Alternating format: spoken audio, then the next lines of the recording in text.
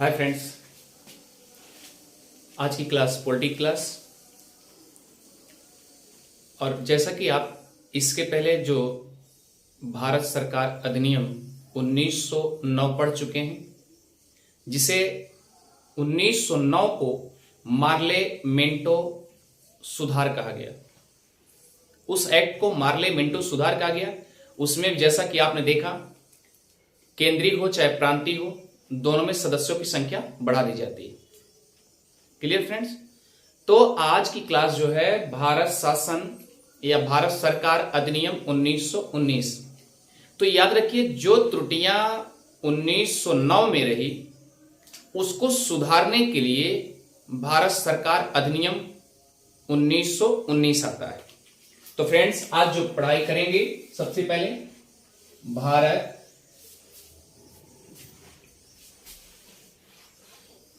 सरकार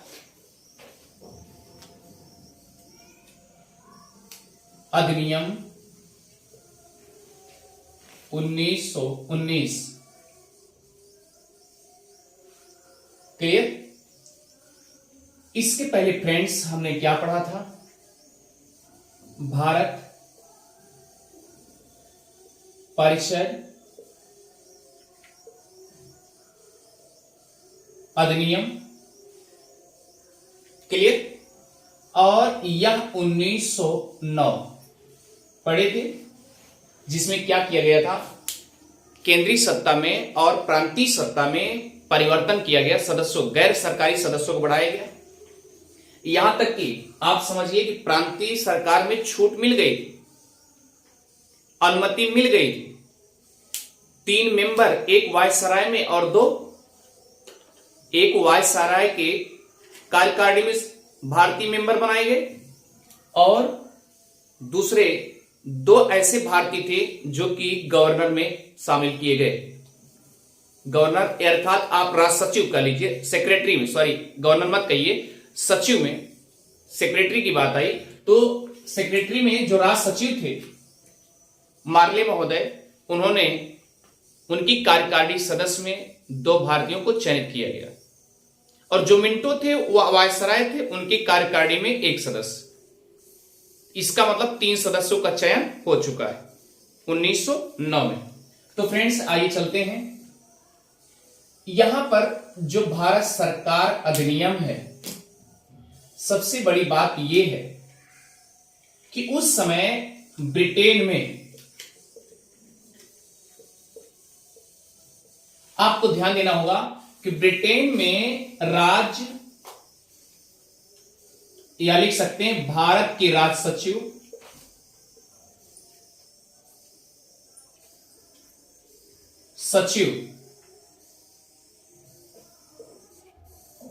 Samuel Lord Samuel Montagu जी को बनाया जाता है।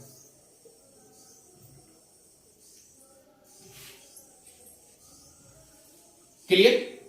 ये भारत के राज सचिव के रूप में बनाए गए। हुआ क्या, इधर भारत में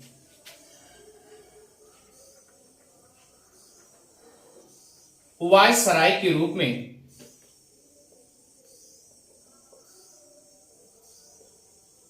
लॉर्ड चेम्सफोर्ड,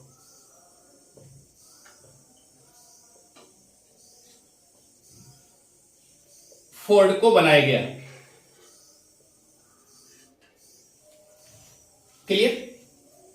अब सवाल उठता है, इन दोनों को तो बना दिया गया। क्लियर? लेकिन बनाने का मकसद केवल एक ही था कि पहले, याद रखिए, 1909 में जो त्रुटियां थी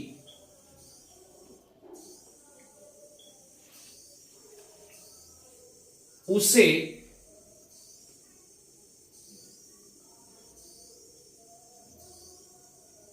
और अच्छे से सुधार करने के लिए लाई गया। जैसा कि आप जानते हैं कि 1916 में होम रूल आंदोलन हुआ। होम रूल आंदोलन होने के बाद यह 1917 में मॉन्टेग्यू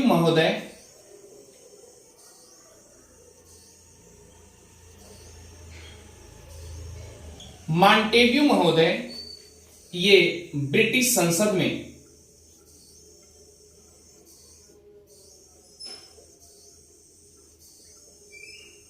एक घोषणा की है।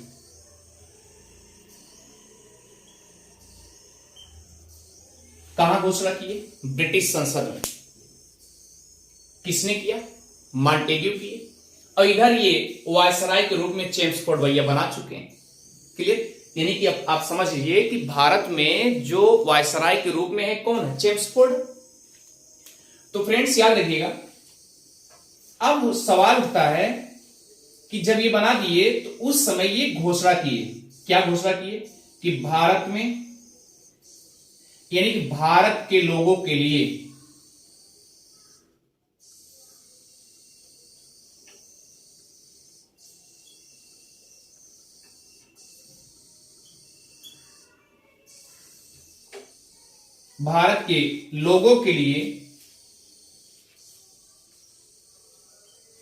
उत्तरदायी सरकार होना चाहिए।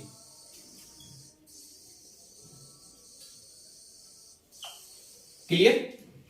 भारत के लोगों के लिए क्या होना चाहिए? उत्तरदायी सरकार होनी चाहिए। इन्होंने घोषणा कर दिया। अब ये बात तो समझ में आ गई कि हाँ ठीक है, भारत में सुधार होगा। तो हुआ क्या? ये धीरे से मुस्कुरा करके 1918 में भारत आ गए। कौन? मॉन्टेग्यू महोदय।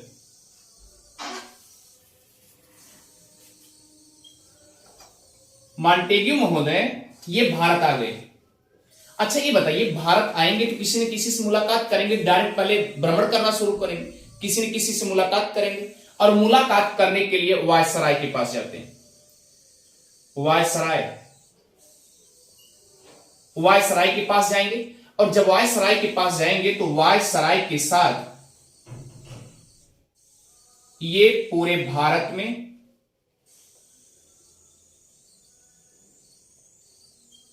भ्रमण करते हैं।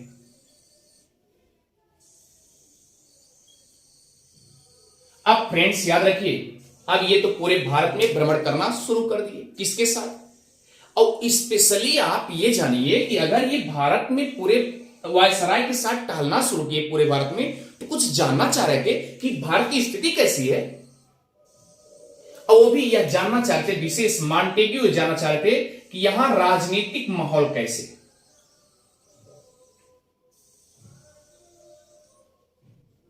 माहौल कैसा है। क्लियर? और ये जान लिए। उसके बाद फ्रेंड्स याद रखिएगा, इसे इरेज करते हैं। अब सवाल यहां पर एक क्वेश्चन उठ जाता है, उत्तरदायी सरकार, यानी कि जनता जो भी कुछ पूछे उसका जवाबदेही सरकार होना चाहिए। यानी सरकार कुछ ना कुछ जवाब दे, उसी को उत्तरदायी सरकार कहते हैं। और जनता यही सोच रही थी कि कोई ऐसा सरकार आए जो हम कुछ भी, हमारी मनोवृत्तियां में जो कुछ भी है उसका जवाब तो अच्छे से मिले, यानी कि हमारी जो इच्छाएं हैं उस अकॉर्डिंग काम तो करे। उसी को क्या है? उत्तरदायी सरकार। यानी मॉन्टेग्यू महोदय इसका मतलब मन की बात कर चुके हैं।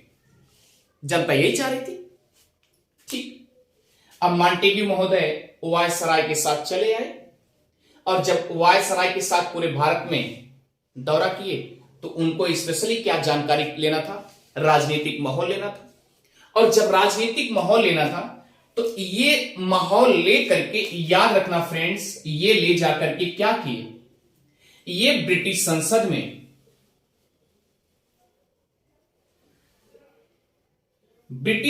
में एक लेख लिख करके, अब भैया याद रखिएगा, अब जो लेख लिखते हैं, जो लेख लिखने का मतलब ये कि यहां पर जो भारत में जैसी जैसी पॉलिटिशियन स्थिति देखे थे, राजनीतिक स्थिति को देखे थे, उसी तरीके से उसका वर्णन करते हुए ले जाके ब्रिटिश संसद में पेश कर देते हैं 1918 में। अब 1918 में जब पेश कर दिए, तब वहां पर उसमें क्या लिखा था?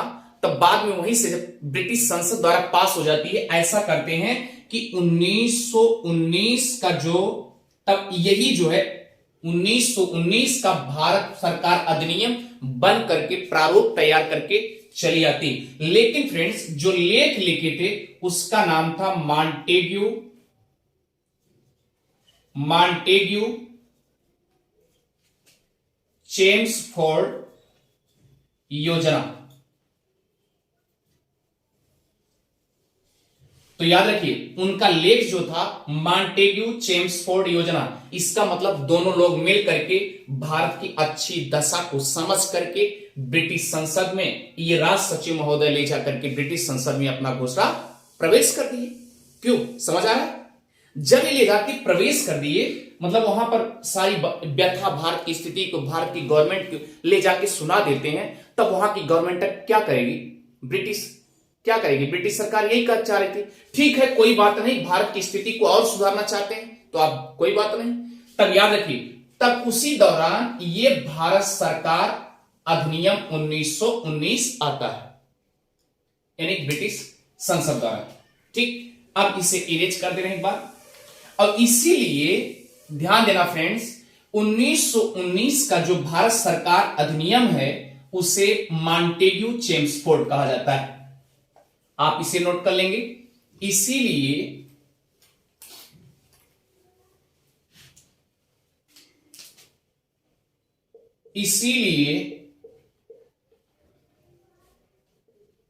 भारत सरकार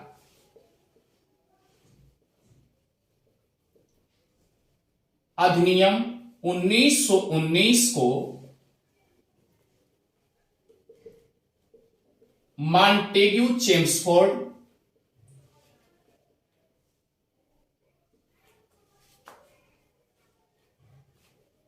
का सुधार योजना कहा जाता है।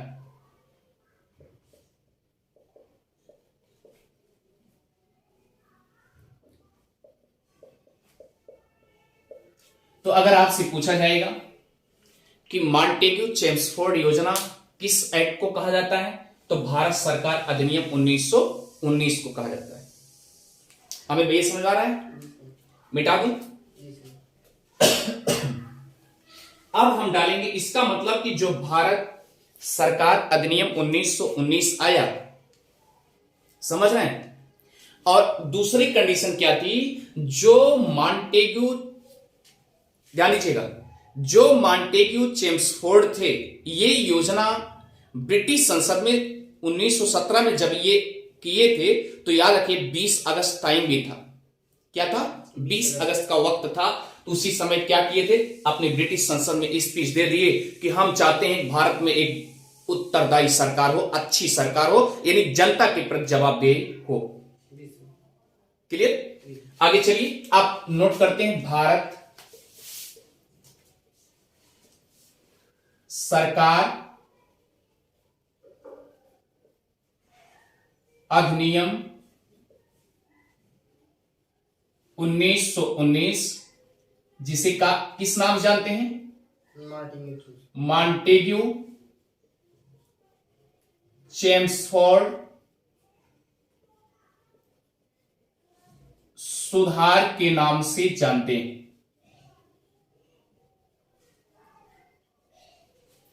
इतनी बात समझ में अच्छे से आ गई होगी।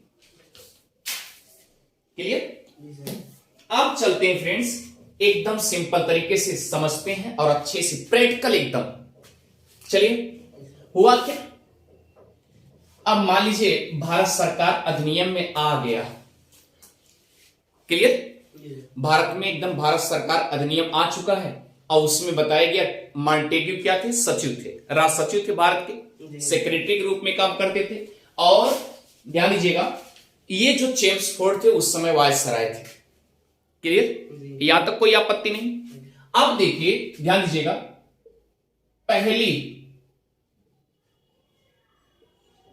पहली योजना क्या हुई? मॉन्टेग्यू चेम्सफोर्ड के अकॉर्डिंग या भारत सरकार अधिनियम 1919 के तहत। तो लिख लीजिए, भारत सरकार अधिनियम 1919 में पहली चीज क्या किया गया, केंद्र में द्विसदनात्मक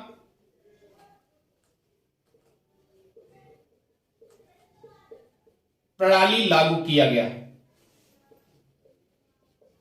अब सवाल उठता है द्विसदनात्मक क्या है। चले चलिए, अब द्विसदनात्मक जो है इधर देखिए, यहां पर डाल रहे हैं द्विसदनात्मक। पहला लिखिए,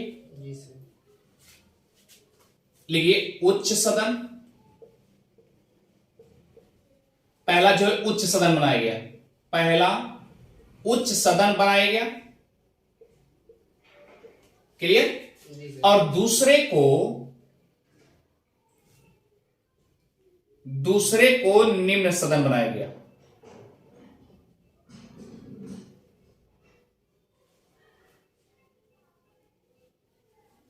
इधर देखिए ध्यान से, इसे जिसे आज क्या कहा जाता है, राज्यसभा, क्लियर। और दूसरे वाले को लोकसभा कहा जाता है। तो याद रखिए, इसे आप नोट कर लेंगे, यानी उच्च सदन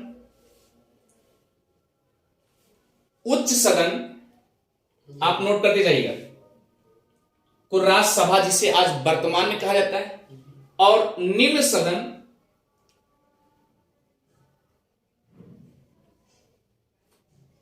चले। और देखिए उच्च सदन को उस समय नोट कर लीजिएगा,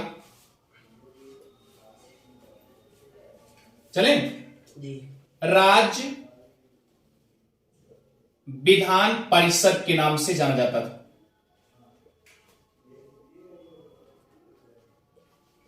नाम से जाना जाता था।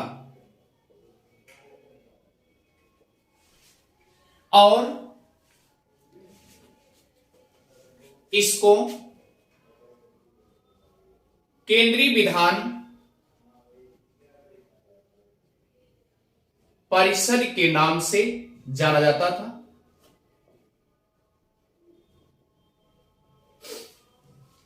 ये सब आधुनिक नाम है जो आज प्रेजेंट टाइम में भारत में देखा जा रहा है।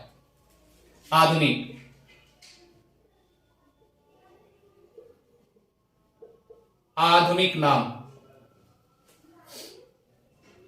क्लियर। ये द्विसदनात्मक प्रणाली हो गई। आगे बढ़े, चले आगे देखिए, इसमें क्या किया गया, ध्यान से समझिए। देखिए, भारत सरकार जो अधिनियम आया 1919, उसमें द्विसदनात्मक पद्धति लागू करने का मकसद क्या था? मकसद ये ही था कि पहले वाली जो उच्च सदन है जिसे आप राज्यसभा, और दूसरे वाले निम्न सदन को लोकसभा जिसे आप जानते हैं, पहले उसे राज्य विधान परिषद के नाम से जानते थे, और दूसरे वाले निम्न विधान परिषद को क्या जानते थे, केंद्रीय विधान परिषद के नाम से जानते थे। लेकिन ऐसा क्यों किया गया, आप दिमाग लगाएंगे। और यह भी कहा गया कि ऐसा है, चाहे वह उच्च सदन हो और चाहे वह निम्न सदन हो, दोनों की शक्तियां बराबर होंगी। नोट करते जाइए, लिखते जाइए, चाहे वह उच्च सदन हो या निम्न सदन हो,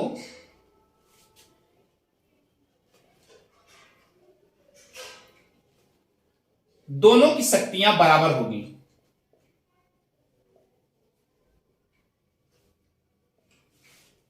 क्लियर, इतनी बात सुना गई जी सर। अब सोचिए, लेकिन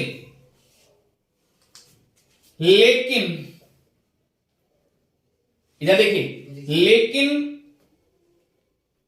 बजट पर, जो बजट वाली बात है, वह बजट केवल केंद्रीय या क्या कर सकते हैं, केंद्रीय विधान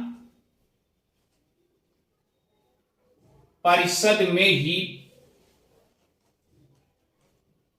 पास होगा। यानी जो बजट का प्रॉब्लम है वो अब कहां सॉल्व किया जाएगा, केंद्रीय विधान परिषद। अब केंद्रीय विधान परिषद को आप क्या समझते हैं, लोकसभा। ये बातें कह दी गई, पहला कंडीशन समझ में आ गया अच्छे से। देखिए कहने का मतलब ये है, देखा अगर ये राज्यसभा बनाया गया और लोकसभा बनाया गया, जैसे उच्च सदन बनाए गए, निम्न सदन बनाए गए, ये कहा गया ठीक है, जो वहां से बन के आया अधिनियम, जो 1919 का अधिनियम बन के आया, उसमें ये सारी व्याख्या लिख दी गई थी। अब ये चाह रहे थे, मॉन्टेग्यू चेम्सफोर्ड चाह रहे थे, इतनी बात समझ। हुआ क्या, उन्होंने कहा ठीक है, उच्च सदन जो है उसको ऐसा करते हैं, उसके सिमिलर निम्न सदन को भी क्या करते हैं, शक्ति जो है बराबर कर देते हैं। बराबर उन्होंने कर दिया, लेकिन उन्होंने ये भी कर दिया कि ऐसा है कि जो बजट वाला प्रॉब्लम है वह केवल लोकसभा में ही पास किया जाएगा, बाकी और कहीं नहीं किया जाएगा। ये बात क्लियर हो गई। अब इसे इरेज कर देते हैं, ये मैटर समझ में आ गया होगा अच्छे से, ठीक।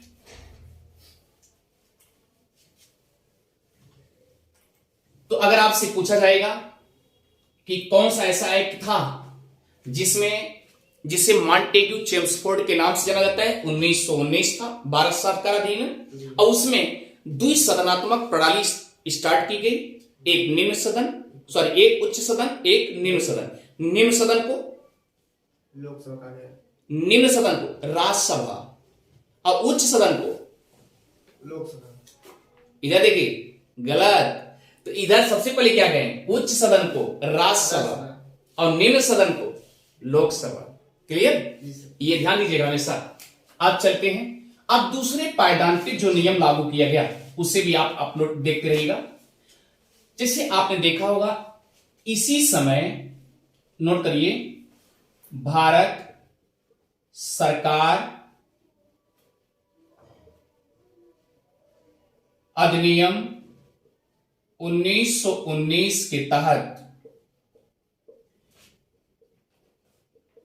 द्वैध शासन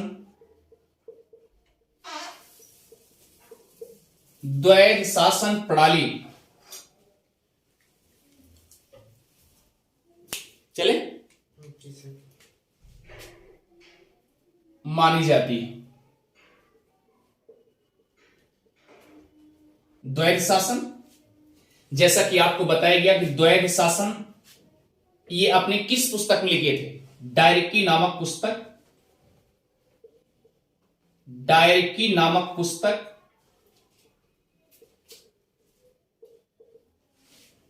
क्लियर, डायरेक्की नामक पुस्तक लियोनेल कार्टिस ने द्वैध शासन प्रणाली की व्याख्या अपनी पुस्तक डायरेक्की में किए हुए, अपनी पुस्तक डायरेक्की,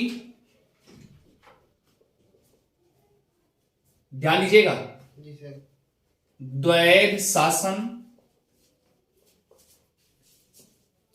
की व्याख्या अच्छे से उन्होंने किया है।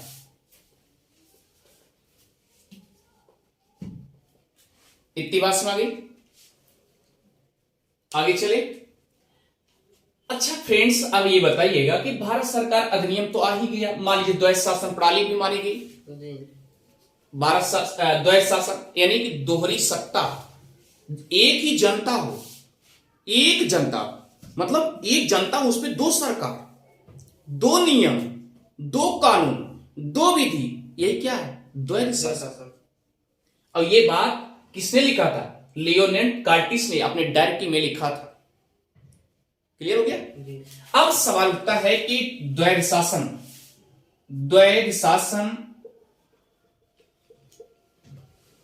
ध्यान दीजिएगा,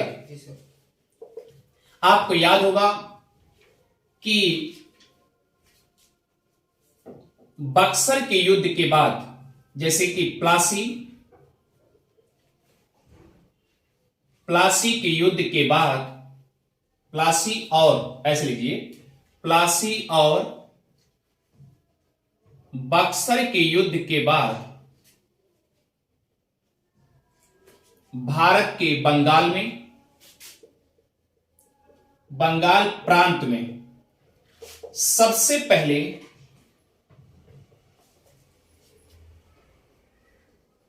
रॉबर्ट क्लाइव ने लगाया था।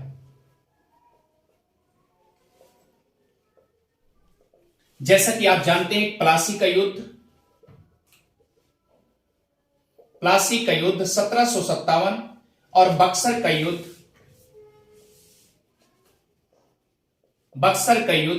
1764 में हुआ था। इसके बाद, इसका मतलब 1765 में ये द्वैध शासन भारत के सबसे पहले किस प्रांत में लगा था? तो बंगाल। सबसे पहले किस प्रांत में लगा? तो वह क्या था? बंगाल था। किसके द्वारा लगाया गया? क्लाइव के द्वारा, रॉबर्ट क्लाइव के द्वारा। और सुनिए, अब तक तो ये प्रांत में था, केवल सिंगुलर यानी सिंगल प्रांत में था, केवल एक राज्य में लागू किया गया था। क्लियर? केवल कहां? बंगाल में जी। लेकिन अब याद रखिए, इसकी स्थिति को बढ़ा दी जाती है, यानी द्वैध शासन प्रणाली जो है, नोट कर लीजिएगा, 1919 के तहत द्वैध शासन प्रणाली 8 प्रांतों में लगाई जाती है।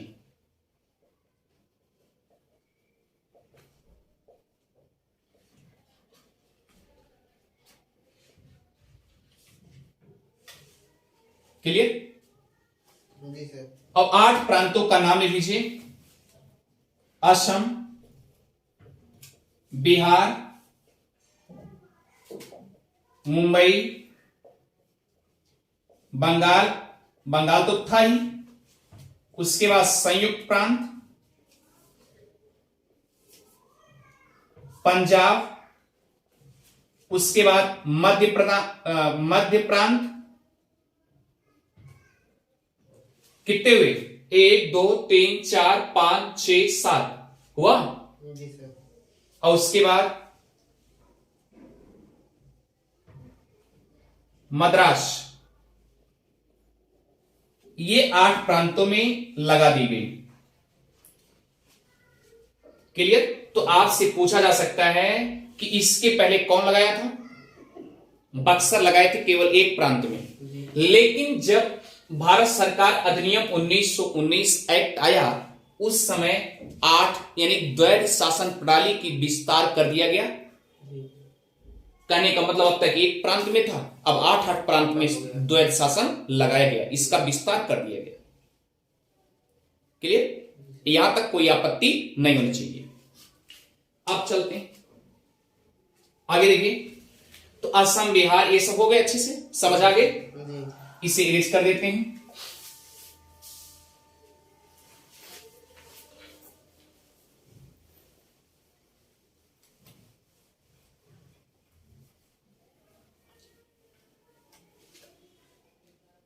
चलें? अब आप लिखेंगे,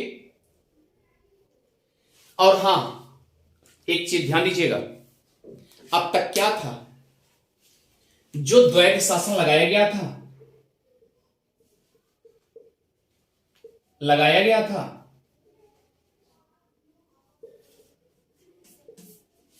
वह कंपनी के द्वारा लगाया गया था। सही बात है जी। कंपनी के द्वारा लगाया गया था। लेकिन 1919 एक्ट के तहत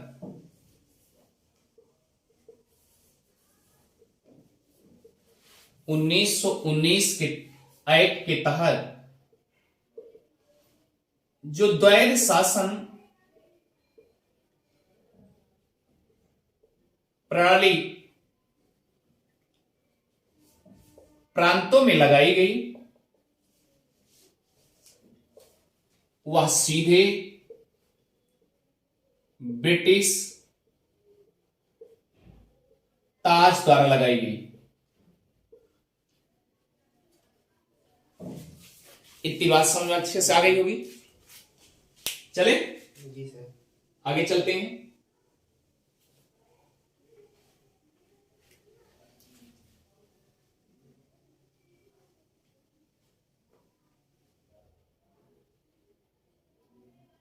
चले भैया।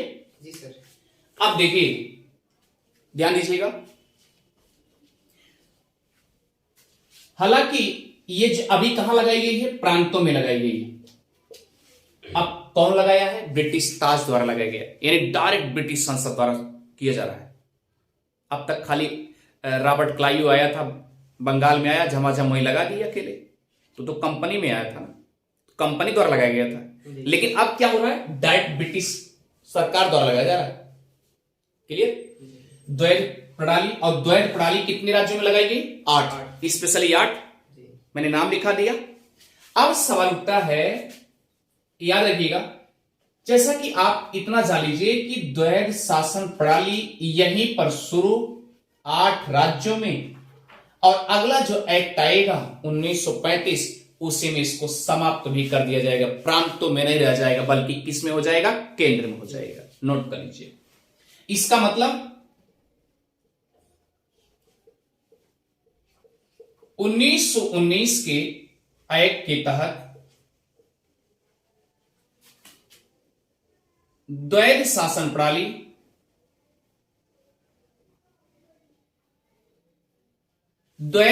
प्रणाली जो प्रांतों में लगाई गई थी, उसे 1935 के तहत या अधिनियम के तहत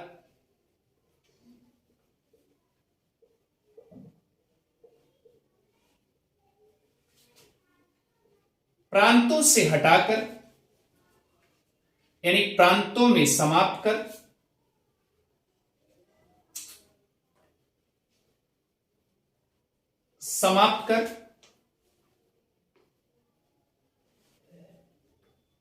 केंद्रीय सत्ता में लगा दी गई।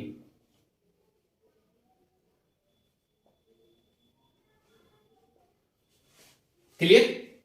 कहां लगाई गई द्वैध शासन प्रणाली? केंद्रीय सत्ता में।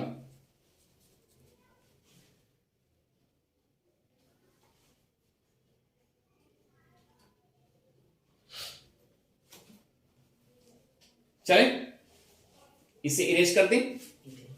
समझ आ गया होगा।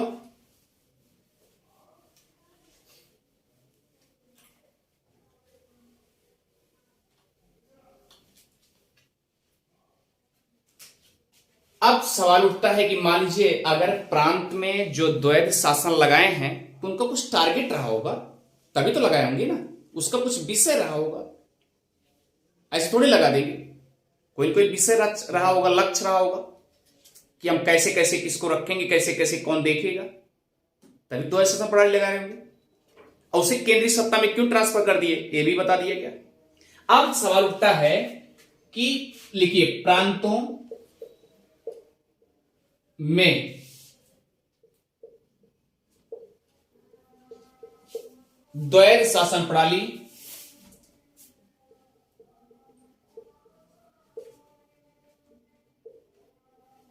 का विषय जो था, नंबर 1 एक आरक्षित विषय था, रिजर्व सीट, यानी रिजर्व आरक्षित विषय था। और दूसरा क्या था? हस्तांतरण या स्थानांतरण, ट्रांसफर विषय था। इसे आप नोट कर लीजिए, वेरी वेरी इंपॉर्टेंट।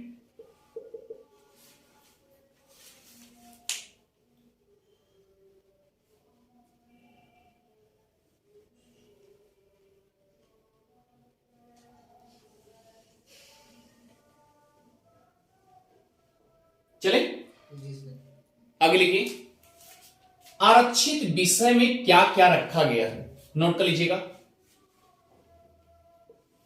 वित्त, चले, जी सर, न्याय, राजस्व और पुलिस आदि को रखा गया। और हस्तांतरण में क्या रखा गया, स्थानीय निकाय,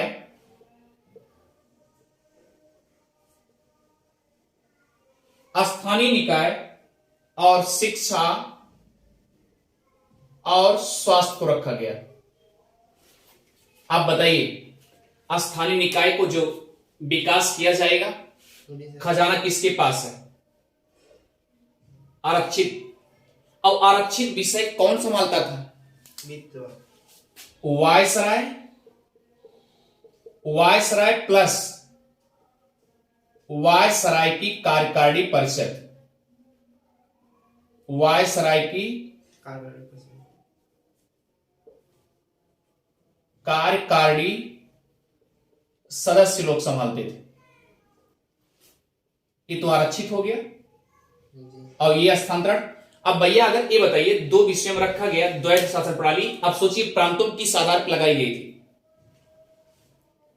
यानी कि दो सीटों में बांटा गया, दो विषय लेकर के बांट दिया गया कि एक ऐसा करिए, एक दो सीटों में बांट दिए, द्वैध शासन प्रणाली ये हुआ, द्वैध शासन, यानी प्रांतों में जो द्वैध शासन प्रणाली लगाई गई, केवल यही मकसद समझ करके लगाया गया था। क्लियर, जिसमें यह बताया गया कि एक आरक्षित विषय रखा गया। इसका मतलब आरक्षित विषय में आप कौन कौन आ गए, पहले तो ये देखिए, वायसराय होगा, वायसराय की कार्यकारिणी सदस्य होगी, इसका मतलब सब ये ब्रिटिश वाले हैं। बात पकड़ में आ गई जी। अब इसमें देखिए, हस्तांतरण विषय में क्या रखा गया, स्थानीय में क्या है, और शिक्षा और स्वास्थ्य। अब बताइए, इसमें कुछ अगर प्रशासन और शासन करना चाहेंगे तो अगर मान लीजिए यहां पर जरूरत पैसे, जरूरत स्वास्थ्य के लिए पैसे जरूरत पड़ेगी, पैसा कहां, खजांची किसके पास है, ब्रिटिश के पास। तो ये किस पे शासन कर सकता है हस्तांतरण विषय पे, मेन में तो लेके बैठे हैं ना ये, क्या पुलिस, अगर मान लीजिए इसको पुलिस की जरूरत पड़ी तब क्या करेंगे, तब तो उसके पास उससे भी परमिशन लेना पड़ेगा। तो याद रखिए फ्रेंड्स, यानी कहने का मतलब यह है कि जो द्वैध शासन प्रणाली प्रांतों में लगाई गई, उसका बस केवल एक ही मकसद था कि जो कुछ भी होगा हमारे हाथ में होगा, यानी कि हम मेन रहेंगे, उसके बाद भारतीय लोग जो रहेंगे गैर सदस्य में रहेंगे। यही तो हुआ था 1909 में, जो 3 सदस्य चयनित किए गए, सदस्य के रूप में गए थे, और वो भी गैर सदस्य के रूप में गए थे। क्लियर कॉन्सेप्ट, आइए चलते आगे, इसे मिटा दें। अब आगे चलिए,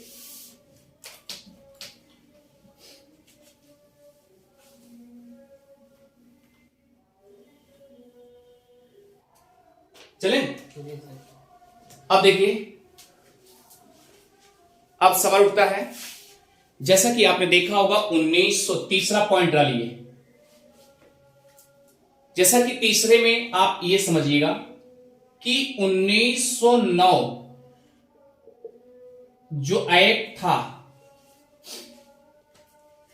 उसमें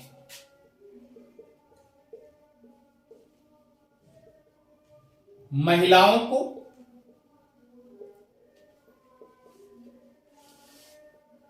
मताधिकार या वोट डालने का, या आप कह सकते हैं वोट डालने का अधिकार नहीं था।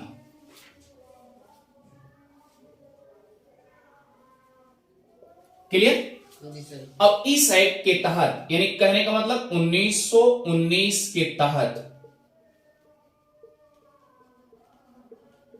पहली बार, नोट करते जाइएगा, पहली बार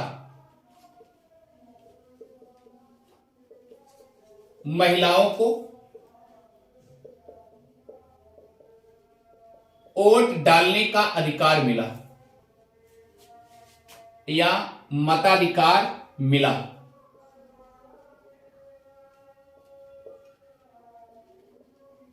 अगर आपसे पूछा जाए किस एक्ट के तहत पहली बार महिलाओं को वोट डालने का अधिकार मिला, मताधिकार मिला, तो वह एक्ट था भारत सरकार अधिनियम 19 के तहत। इतनी बात समझ आ गई। अब आगे चलिए। अब सवाल उठता है कि देखिए, मान लीजिए महिलाएं वोट दे सकती हैं, मत कर सकती, लेकिन ये नहीं, ढेर सारी महिलाएं, सीमित कोटा कर दिया गया, सीमित में, यानी जो भी वोट करेंगी सीमित में। यहां एक वर्ड लिख दिया, असीमित में नहीं, सीमित में। तो याद रखिए, पहली बार 1919 के तहत पहली बार महिलाओं को मताधिकार मिला, वो अभी सीमित में मिला, लिमिटेड में मिला। चले, आप देखिए अगला फैक्ट डालेंगे।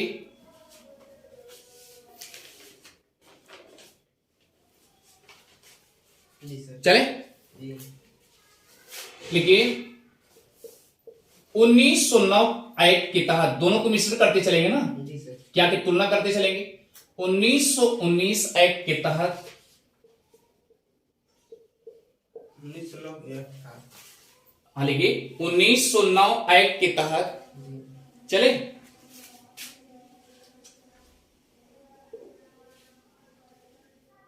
केवल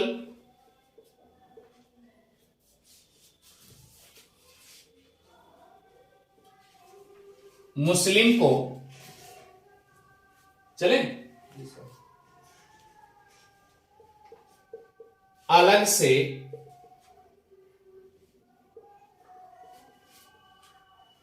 या आप कह सकते हैं पृथक निर्वाचन प्रणाली,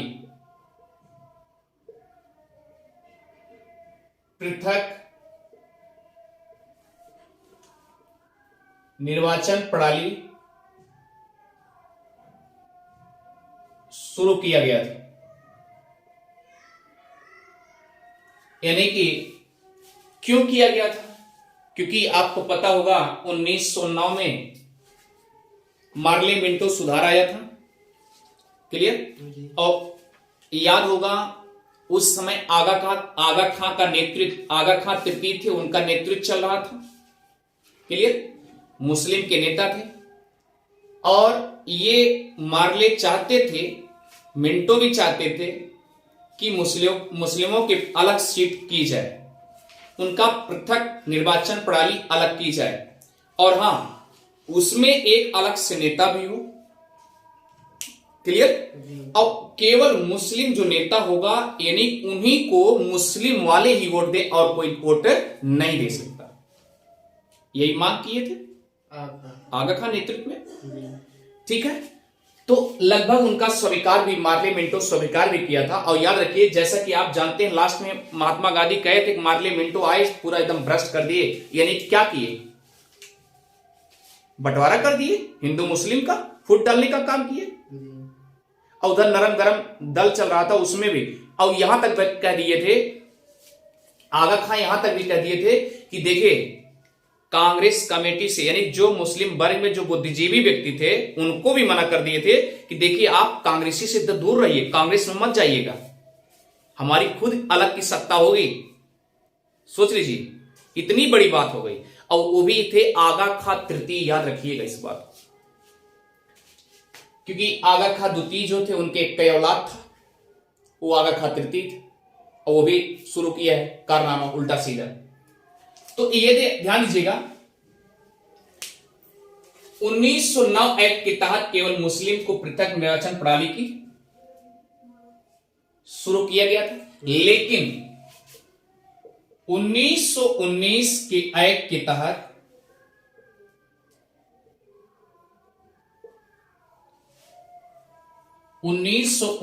एक्ट के तहत पृथक निर्वाचन प्रणाली का विस्तार किया गया।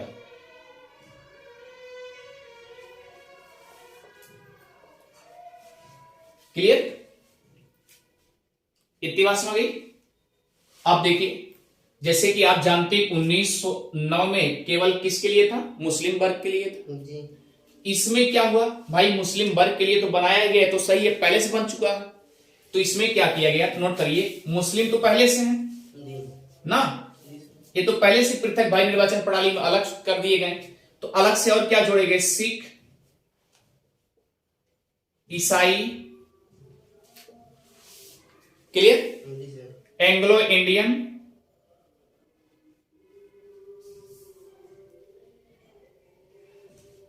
और यूरोपियन, यानी कि यूरोपियन लोग जो कंट्री में थे भारत में,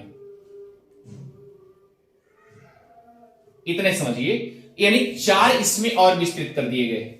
बात समझ रही है ना, 4 और विस्तृत किए गए, सिख के लिए, ईसाई के लिए, एंग्लो इंडियन और यूरोपियन लोग के जो इंडियन आए थे, जी सर। बचे कुचे लोग, इनको अलग से क्या कर दिया गया, पृथक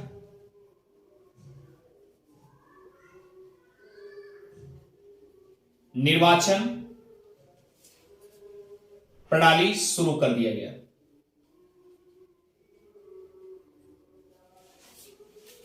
विस्तार कर दिया गया, यहां तक कोई आपत्ति नहीं, जी सर। आगे चलिए।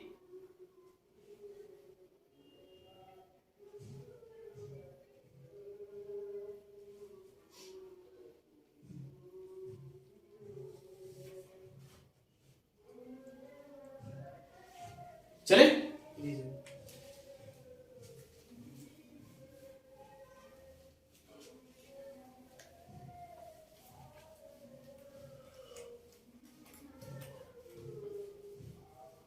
जैसा कि इसके पहले बता दिया गया कि 1909 में महिलाओं के लिए मताधिकार नहीं था, जबकि 1919 में क्या हुआ, मिला, बट सीमित। हाँ मिल गया कि भाई मताधिकार कर सकती हैं, ठीक, मताधिकार मिल गया।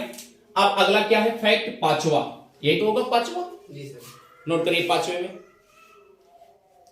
जिसे आज हम सब क्या जानते हैं, यूपीएससी, भारत की सबसे बड़ी परीक्षा, भारत की सबसे बड़ी परीक्षा है ना, यूपीएससी। सबसे बड़ी परीक्षा क्या है, UPSC, union public service commission, संघ लोक सेवा आयोग, क्लियर है। तो उस समय याद रखिए 1919 के अधिनियम के तहत, जिसे आज हम यूपीएससी मानते हैं, यहां नोट करिए, जिसे आज हम यूपीएससी मानते हैं, पहले उसे केंद्रीय लोक सेवा आयोग कहा जाता था, पहले। हाँ। तो याद रखिए, भारत सरकार अधिनियम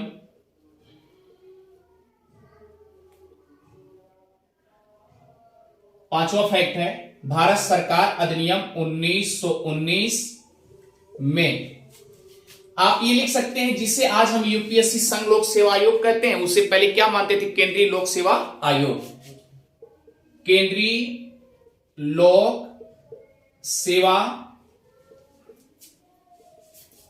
आयोग के नाम से जानते थे।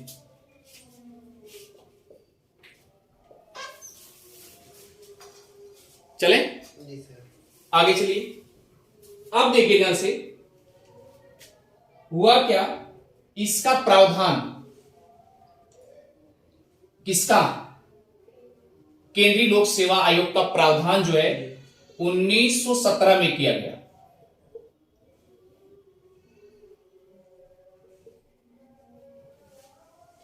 क्लियर, जी सर। कितनी बात समझ गई, सॉरी 17 नहीं 19, 19। लेकिन इसे बनाने में टाइम तो भी लगेगा भाई, तो नोट करिए, चले, जी। इसे बनाने में टाइम लगेगा, या इसे बनाने, ऐसे ले लीजिए, इसे बनाने में टाइम लगेगा या गठन करने में टाइम लगेगा, तो नोट करिए 1924 में इसका गठन हो जाता है।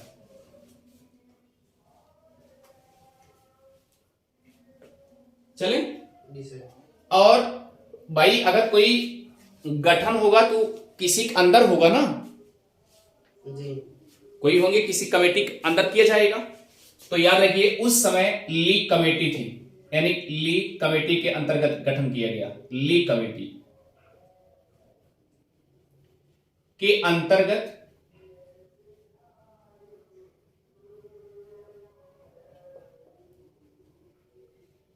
गठन किया गया। और जब भैया गठन कहते हैं, इधर देखिए, जब ये गठन कर दिए तो याद रखिए फ्रेंड्स 1926 में केंद्रीय लोक सेवा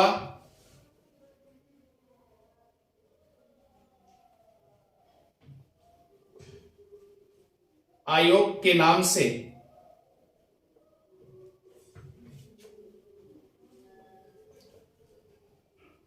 जानने लगे।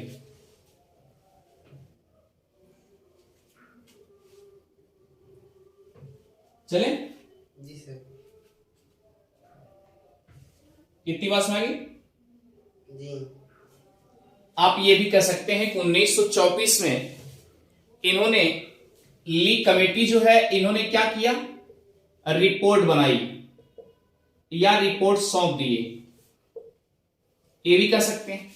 इनके अंतर्गत गठन किया गया कि ठीक है कोई बात नहीं, आप ली कमेटी, इनके अंतर्गत क्या कर दिया गया कि भैया आप ऐसा करिए, आप उसको रिपोर्ट तैयार कर दीजिए। अब रिपोर्ट तैयार करने में टाइम लगेगा ना, तो रिपोर्ट तैयार करने में टाइम लगेगा, तो इन्होंने क्या किया, रिपोर्ट तैयार कर दिए। 1924 में रिपोर्ट तैयार, बोलो ना, रिपोर्ट तैयार हो गया, तो अब क्या करेंगे, एक गठन हो जाएगा। हाँ ठीक है, अब क्या हो गया, केंद्रीय आयोग का गठन हो जाता है। आप ये भी कह सकते हैं केंद्रीय आयोग का गठन कब हो जाता है, 1926 में। ये 1924 में रिपोर्ट तैयार करते हैं, क्लियर। इन्होंने रिपोर्ट तैयार किया, यहां लिख लीजिए ना, यानी ली कमेटी द्वारा 1924 में केंद्रीय लोक सेवा आयोग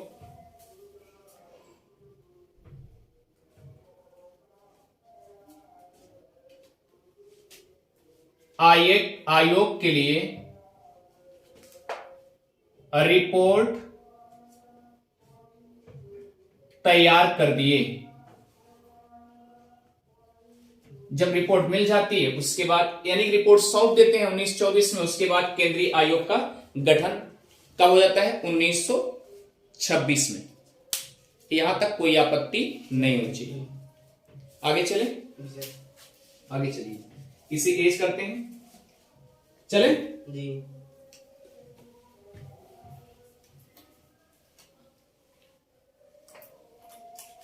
अगला फैक्ट नोट करिएगा। जैसा कि 1858 में भारत परिषद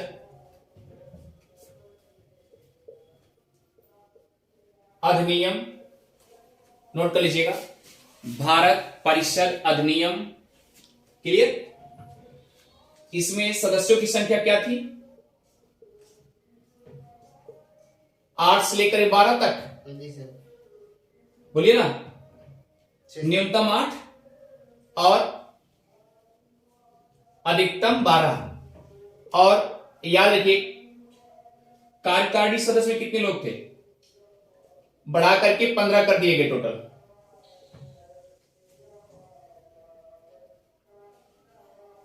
बताया गया, जी सर। कितनी बात समझ गई। अब जिसमें इसमें क्या थे, 3 भारतीय होना अनिवार्य था, लेकिन नहीं हुए।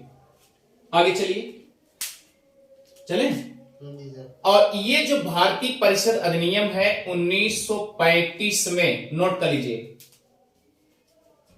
भारतीय परिषद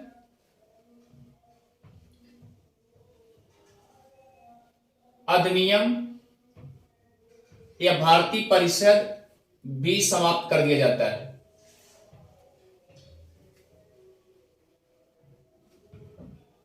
क्या क्या समाप्त किया गया 1935 में, द्वैध शासन, बताए थे ना अभी, 1935 में द्वैध शासन भी खत्म हो जाता है। द्वैध शासन समाप्त होने के बाद किसमें चला जाता है, केंद्र में चली जाती है। प्रांतों से हट करके किसमें चली जाती है, केंद्र में चली जाती है। तो सेम कंडीशन भारत परिषद भी क्या हो जाता है, भारत परिषद भी जो 1858 में गठित हुआ था, वह भी क्या हो जाता है, 1935 भारत परिषद भी समाप्त कर दिया जाता है। नोट कर लीजिएगा फैक्ट, बस कुछ बचा नहीं, आगे चलिए।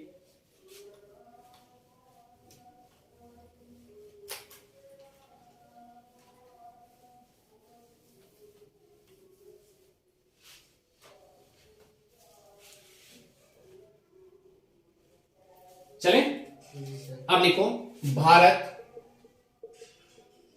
परिषद अधिनियम 1919। चले, जी इसमें क्या क्या फैक्ट थे? केंद्र का द्विसदनात्मक, अगला लिखिए, चले, जी। प्रांत में द्वैध शासन, आगे चलिए, महिलाओं का मताधिकार, ये सब फैक्ट है। और क्या था बताया गया? केंद्रीय लोक सेवा आयोग का गठन ना। जी सर। आगे चलिए, आगे लिखिए, भारत परिषद की शक्ति कम कर दी गई, मतलब यहां से कम होना शुरू हो गया, तभी तो जाके 1935 में खत्म होगा। क्लियर? शक्ति कम कर दी गई, जैसा कि 1858 कितने सदस्य थे? टोटल 15 सदस्य थे ना। जी। तो याद रखिए धीरे धीरे कम होती जा रही है।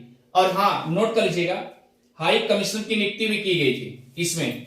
35 में। इसमें नहीं, 1919 में भारत परिषद की शक्ति कम हो जाती है। इसी के दौरान क्या किया गया था? हाई कमिश्नर की नियुक्ति भी की गई थी।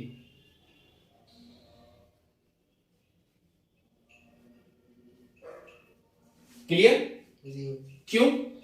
क्योंकि आपको याद होगा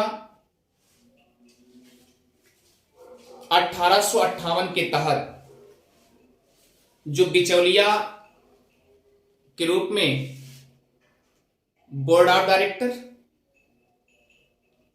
और बोर्ड ऑफ कंट्रोल, ये जो दो आए थे, इनको क्या कर दिया गया था? समाप्त कर दिया गया था। क्लियर? सीधा डायरेक्ट अब ताज का शासन होने लगता है ना।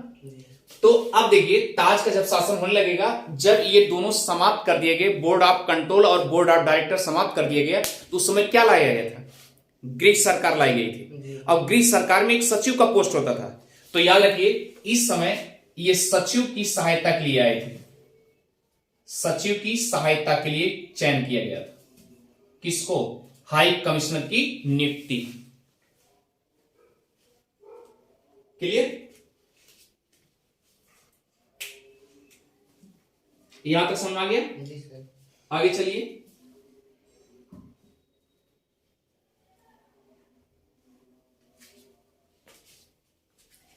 चले भैया। जी सर।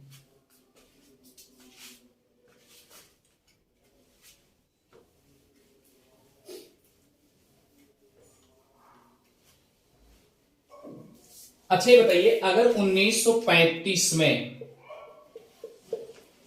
द्वैध शासन क्या हो जाता है? समाप्त हो जाता है। क्या हो जाता है? समाप्त हो जाता है। लेकिन अभी बताइए, अगर समाप्त करने के लिए, इसका मतलब 1935 में द्वैध शासन समाप्त करेंगे, तो एक कंडीशन, कोई ना कोई जांच करने वाला होगा ना, तभी तो जांच में गलत पाया जाएगा, तभी तो समाप्त किया गया। जैसे जो प्रांतों में उन्होंने लगाया था, प्रांतों से क्यों हटाया?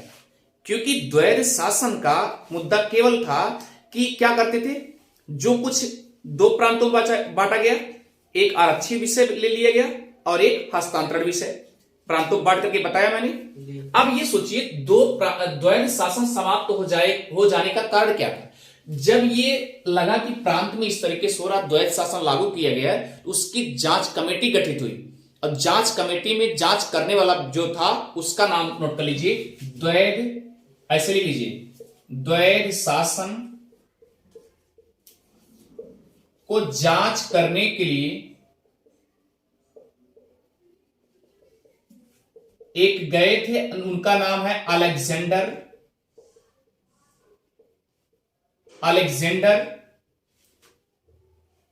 Moody man. गजब नाम है ना, मूडी मैन, वाकई मूडी थे। इन्होंने द्वैध शासन ही खत्म कर दिया। खत्म मतलब जांच करने के लिए गए, उसके बाद आगे आने वाली पीढ़ी में मतलब जो भारत सरकार अधिनियम आएगा 1935, इसी के तहत क्या हो जाएगा, खत्म हो जाएगा। क्लियर? ये सब गलत है, उन्होंने बता दिया, जांच किए होंगे, बताए होंगे भाई गलत है, ये नियम गलत है जी। खुरापात किए होंगे, इसलिए हटा दिए, उसको समाप्त कर दिए। तो याद रखिए, द्वैध शासन को जांच करने वाला व्यक्ति का नाम क्या था, अलेक्जेंडर मूडीमैन था। क्लियर? आप चलिए थोड़ा सा और आगे, थोड़ा सा स्टेप बचा हुआ है, थोड़ा सा क्या है कंटेंट। अब देखिए, जो 1919 में 1919 का भारत सरकार अधिनियम था, अब इसमें क्या क्या त्रुटियां हैं, इसको भी जरा देखना चाहिए। बड़ी समस्या आ रही है ना कि हर जगह त्रुटि है, त्रुटियों को खत्म करो। तो याद रखिए, इसमें यानी कि इसकी जांच के लिए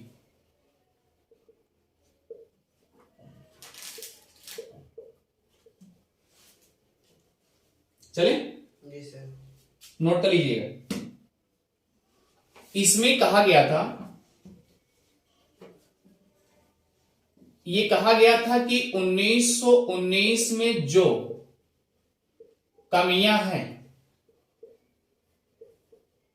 उसे दूर करने के लिए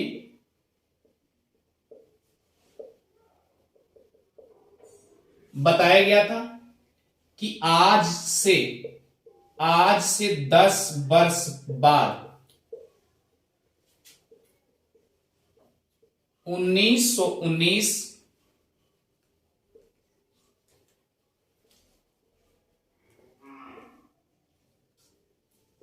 के अधिनियम में जो कुछ भी हुआ है,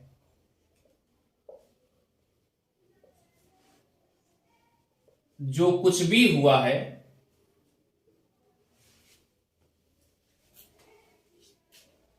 एक कमेटी जाएगी जिसका नाम है, अब 1919 में 10 वर्ष बाद होगा तो क्या जोड़ेंगे, 29 होना चाहिए ना जी।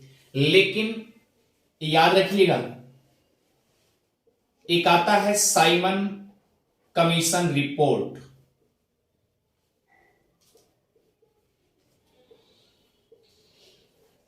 साइमन कमीशन रिपोर्ट, और ये कब आता है, 1927 में। अब सवाल है, उन्होंने वादा किया था कि इसकी जांच परख के लिए कौन कब जाएगा, 10 वर्ष बाद जाएगा, लेकिन पहले क्यों भेज दिया, क्योंकि भारत की स्थिति परिस्थिति क्या हो रही थी, डगमगा रही थी, बिगड़ती चली जा रही थी।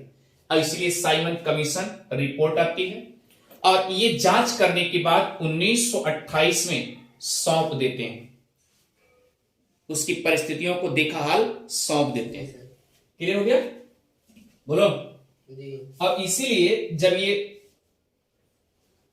यानी कि जांच करने के लिए साइमन, नोट कर लीजिए, साइमन कमीशन रिपोर्ट जो है एक्यूरेट जो होता है, जांच के लिए 1927 में भेजा जाता है ना, और अपनी रिपोर्ट लगाते हैं, साइमन कमीशन आते हैं 1928, और ये पूरा सौंप देते हैं, पूरा रिपोर्ट यथास्थिति पूरा सौंप देते हैं। क्लियर? और इसी के आधार पर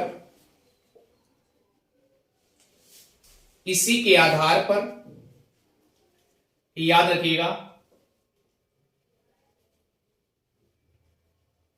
प्रथम गोलमेज सम्मेलन किया जाता है। प्रथम गोलमेज सम्मेलन कहां होता है, लंदन, और कब,